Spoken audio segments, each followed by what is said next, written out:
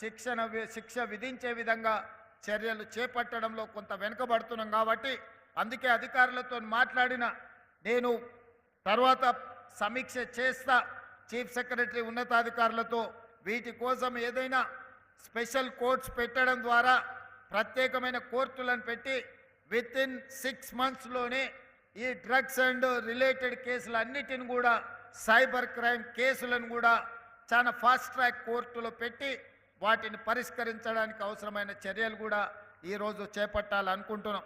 అదేవిధంగా ఈ నగరాన్ని కాపాడుకోవాలి అంటే ఈ నగరంలో ఉండే చెరువులు, కుంటలను, నాలలను కాపాడుకోవాలి. ప్రభుత్వ భూములు కబ్జా కాకుండా చూడాలి. పార్కులను కబ్జా చేయకుండా కాపాడాలి. అదేవిధంగా అత్యంత తీవ్రమైన సమస్య ఈరోజు నగరాన్ని పట్టి పీడిస్తున్నది కాలుష్యము, 2 ట్రాఫిక్.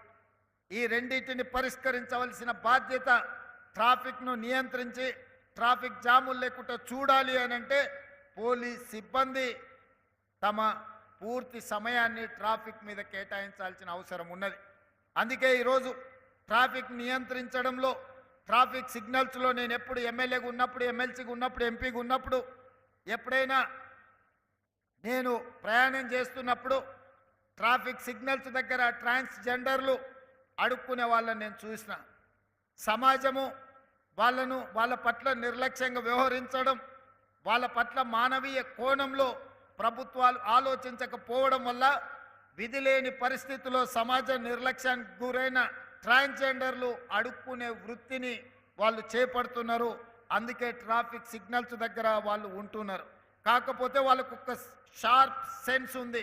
ఎప్పుడు సిగ్నల్ మారుతుంది, ఎప్పుడు ట్రాఫిక్ ముందుకెళ్తుంది, ఎప్పుడు ట్రాఫిక్ ఆగుతుందో శిక్షణ పొందిన వాళ్ళకన్నా కూడా వాళ్ళు వేగంగా గుర్తుపడుతుంటారు.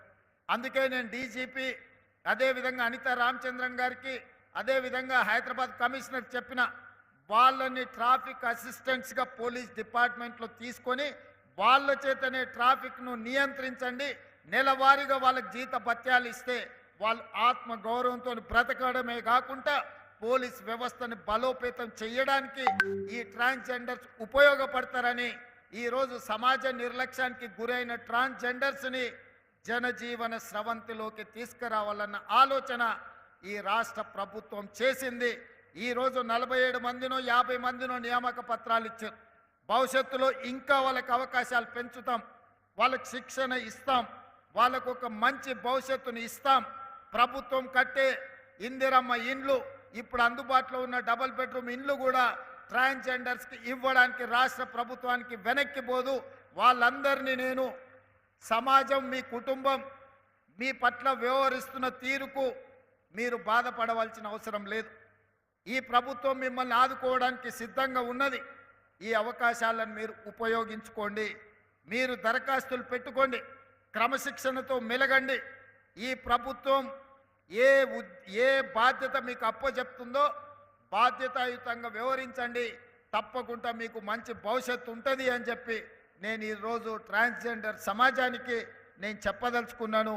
ఈ ప్రభుత్వం తప్పకుండా మిమ్మల్ని ఆదుకునే ప్రయత్నం చేస్తుంది. ఎవరు కూడా ఎలాంటి వివక్షకు లోను కావాల్సిన అవసరం లేదు. అదేవిధంగా